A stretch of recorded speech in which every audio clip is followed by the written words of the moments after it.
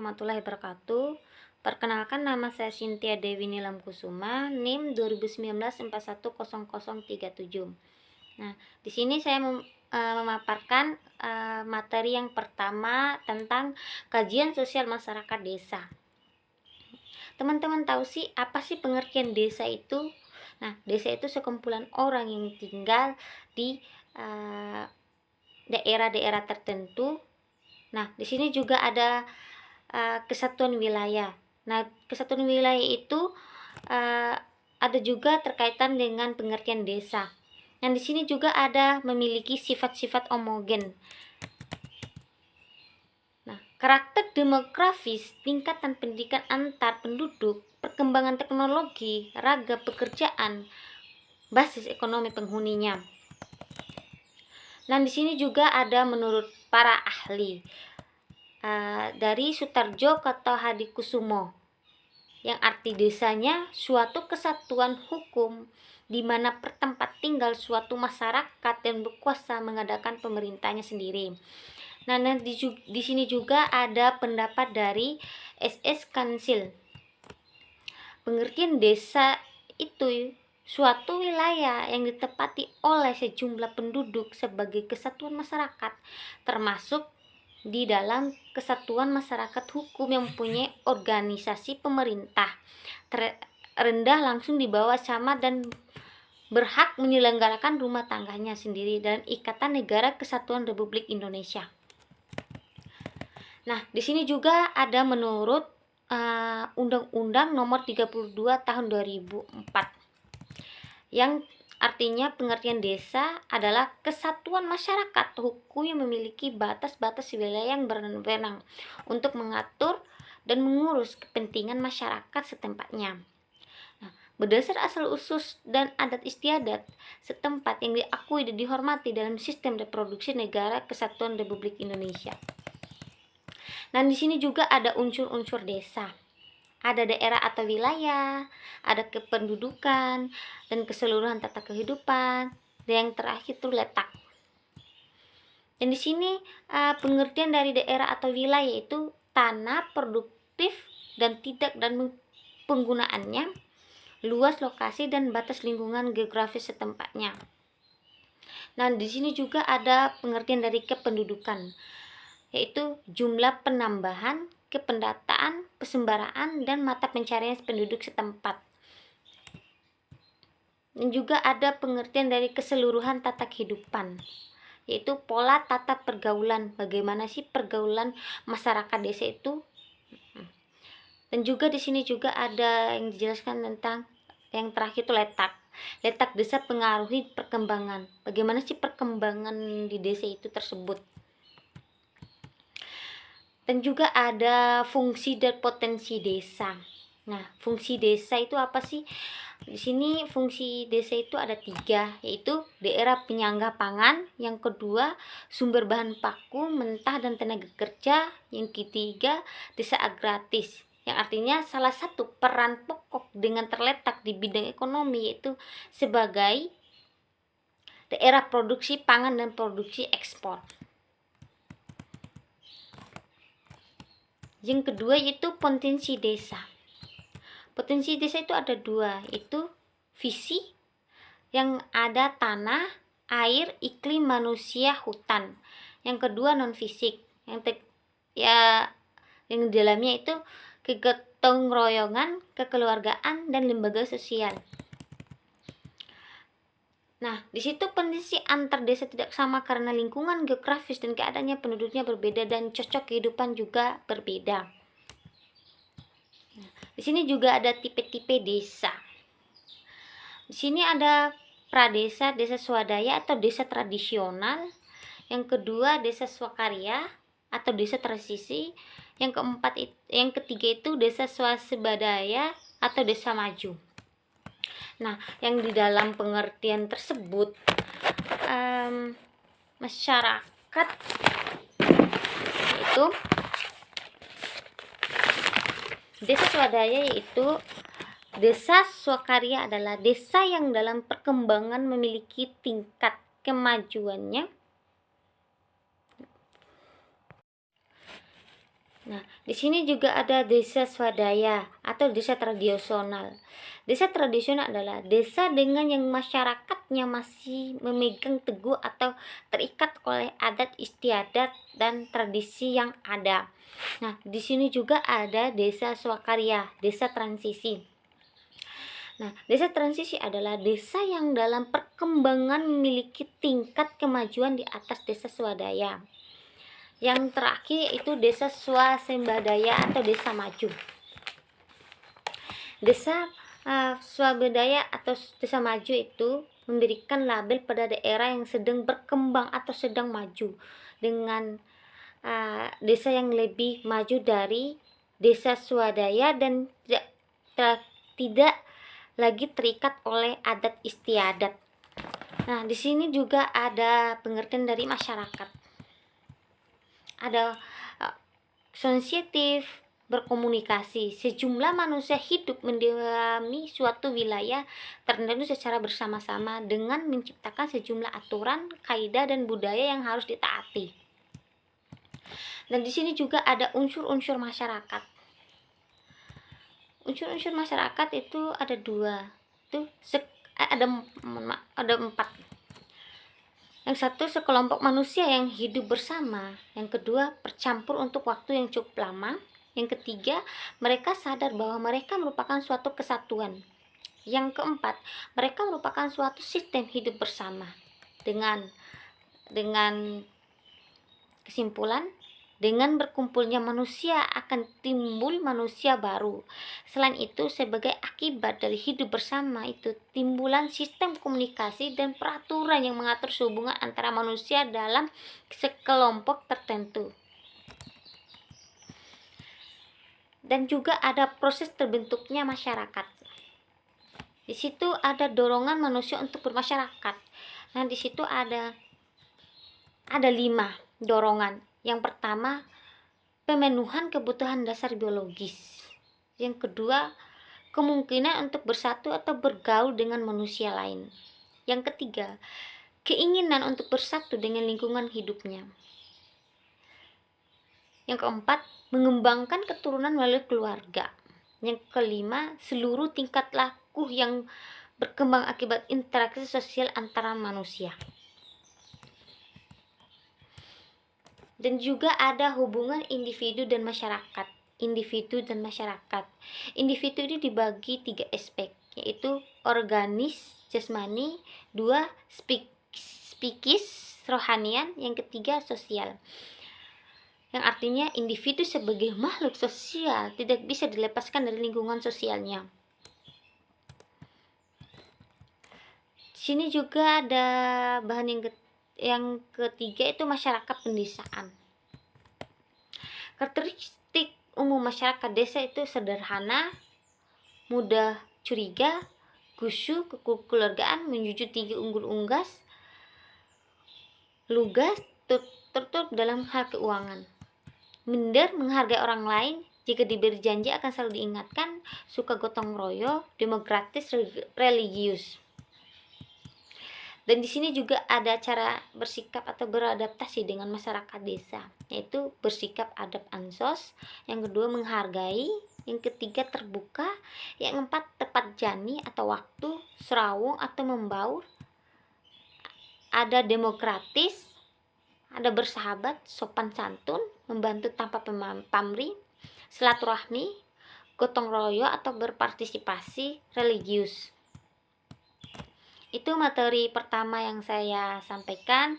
Selanjutnya saya masuk materi yang kedua, yaitu masyarakat kota. Di sini masyarakat kota ada masyarakat perkotaan. Nah, masyarakat perkotaan itu ada ciri-ciri sebagai berikut. 1. Heterogeneitas sosial, yang artinya kota merupakan melting pot bagi aneka suku maupun ras hingga masing-masing kelompok berusaha di atas kelompok lain. Yang kedua, ciri-cirinya hubungan sekunder. Pergaulan dengan sesama anggota atau orang lain serba terbatas pada bidang hidup tertentu atau teman kerja, teman seagama. Yang tiga, ada toleransi sosial. Karena orang kota sibuk maka kontrol sosial lemah, jadi tidak memperdulikan tingkah laku sesamanya secara mendasarkan dan pribadinya. Yang keempat itu kontrol sekunder. Secara fisik tingkat pendekatan, tetapi secara pribadi atau sosial perjauhan.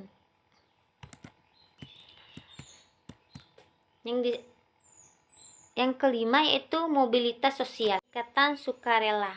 Dalam organisasi tertentu yang mereka sukai atau kesenian, olahraga, politik secara sukarela, ia menggabungkan diri dan berkorban. Dan juga ada ciri-ciri segregasi keruangan. Ada kelompok-kelompok tertentu seperti kampung Cina, kampung Arab, kampung elit, kampung Nasrani, dan lain-lain. Dan juga di situ ada aspek positif dan negatifnya.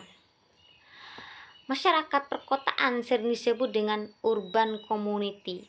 Yang kedua, perhatian khusus masyarakat kota tidak terbatas pada aspek seperti pakaian, makanan, dan perumahan, tetapi mempunyai perhatian yang lebih luas lagi. Yang ketiga itu contoh kalau menghidangkan makanan, misalnya yang diutamakan adalah bahwa yang menghidangkan mempunyai kedudukan sosial yang tinggi. Bila ada tamu, diusahakan menghidangkan makanan yang ada dalam kaleng. Yang keempat, pada orang desa ada kesan bahwa mereka memasak makanan itu sendiri tanpa memperdulikan tamu suka atau tidak sukanya. Nah, aspek positif dan negatif masyarakat kota itu ada 4. Yang pertama, kehidupan keagamaan berkurang bila dibandingkan dengan keagamaan di desa.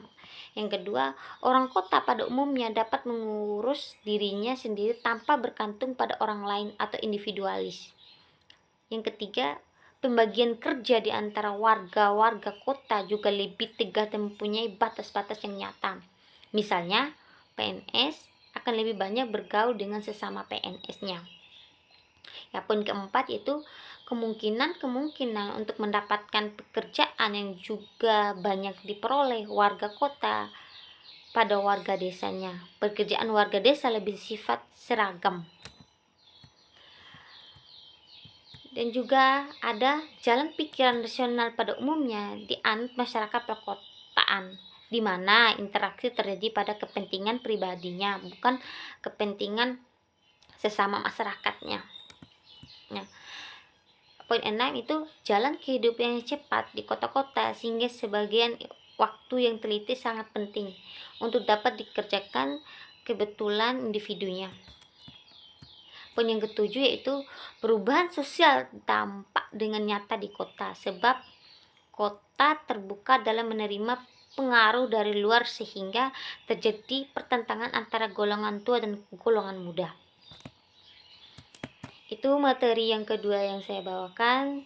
Selanjutnya saya memaparkan materi yang ketiga.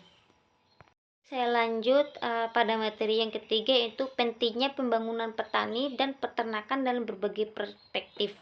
Nah, pakar ekonomi dan pemasaran telah memberikan perhatian besar terhadap konsep pemasaran dan mencoba menerapkan dalam pembangunan pertanian. Konsep pemasaran dimaknai dari berbagai perspektif, antara lain perspektif ekonomi, perspektif bisnis, dan kebijakan. Di samping itu, ada yang memaknai pemasaran dari perspektif makro dan perspektif mikro.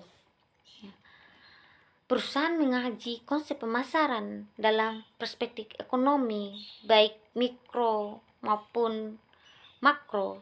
Kajian dari perspektif makro diharapkan berguna meningkatkan efisiensi pemasaran suatu komunitas pertanian dalam suatu wilayah atau nasional. Sementara itu, dari kajian dalam perspektif mikro diharapkan berguna dalam upaya meningkatkan efisiensi dalam rantai pasok dan pengelolaan rantai nilai suatu komunitas.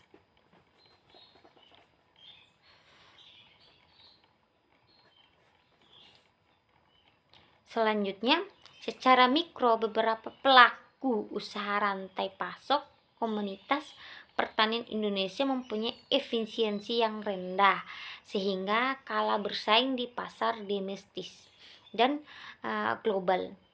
Untuk mewujudkan suatu pemasaran tersebut yang efisien diperlukan adanya kebijakan pemerintah sekarang yang ditujukan untuk menghilangkan adanya distorsi pasar dan menerapkan tingginya biaya transaksi pada sistem pemasaran komunitas pertanian tersebut.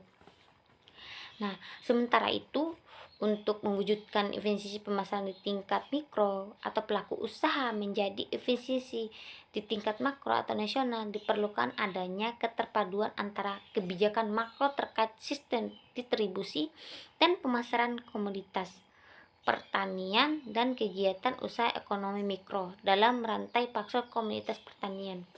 Nah, contoh perspektif ekonomi di sini yaitu kita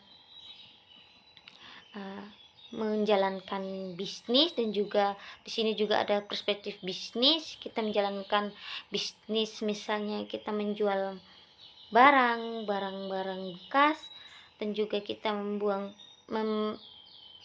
menjalankan bisnis tentang menjual baju, itu menghasilkan banyak uang. Itu materi yang ketiga yang saya bawakan. Selanjutnya saya masuk di materi yang keempat. Selanjutnya ada kualitas sumber daya manusia. Salah satu permasalahan mendasar yang sering dihadapi dalam proses pembangunan di daerah adalah kualitas sumber daya manusia atau SDM yang relatif masih rendah di masyarakat. Kondisi ini dapat dikaji dan tingkat kualitas pengelolaan sumber daya alam dan teknologinya serta bermanfaatnya oleh sebagian besar warga desa. Permasalahan SDM atau sumber daya manusia itu sangat terkait dengan permasalahan ekonomis dan kemiskinan sampai saat ini. Dalam kaitan di bidang pendidikan, seharusnya merupakan salah satu kelembagaan utama dalam penyediaan SDM yang makin baik dan terampil. Di sini juga ada poin indeks pembangunan masyarakat atau IPM. Indeks pembangunan manusia merupakan suatu ukuran komposisi yang mencerminkan pendapat, harapan kualitas hidup, serta pendidikan. Dengan demikian, IPM ini merupakan atas 3 dimensi dasar dalam perkembangan atau pembangunan manusia, yaitu harapan hidup dan kesehatan, pengetahuan, kelayanan standar hidup, masalah kependudukan. Nah, di sini ada masalah kependudukan. Penduduk sering dipandang sebagai potensi sekaligus sumber sebagai masalah. Pertumbuhan penduduk yang tak terkendalikan jelas merupakan salah satu masalah kehidupan atau kependudukan. Keadaan ini akan meluas ke bidang sosial, ekonomi, budaya, dan politik. Fenomena lain yang terkait dengan masalah kependudukan adalah masalah transmigrasi, urbanisasi, migrasi, dan ketenagakerjaan. Maksud dari transmigrasi adalah suatu program yang disebuah oleh pemerintah Indonesia untuk memindahkan produk dari suatu daerah yang dapat penduduk ke daerah lain di dalam wilayah Indonesia. Penduduk yang melakukan transmigrasi tersebut transmigran. Selanjutnya ada pengertian dari urbanisasi. Urbanisasi di sini adalah perpindahan penduduk dari luar kota atau desa ke kota. Biasanya orang yang melakukan urbanisasi bertujuan untuk meningkatkan taraf hidupnya. Selanjutnya ada teknik migrasi penduduk, merupakan istilah yang digunakan untuk peristiwa perpindahan penduduk suatu tempat ke tempat lain untuk tujuan menetap melalui batas politik atau negara ataupun batas administratif, batas bagian suatu negara. Poin keempat yaitu Ketenagakerjaan adalah segala sesuatu yang berhubungan dengan tenaga kerja pada waktu sebelumnya, salah dan setelah masa hubungan kerja, baik pada pekerjaan yang menghasilkan barang maupun pekerjaan menghasilkan jasa.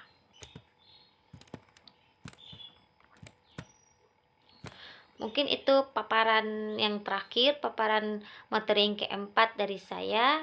Wassalamualaikum warahmatullahi wabarakatuh.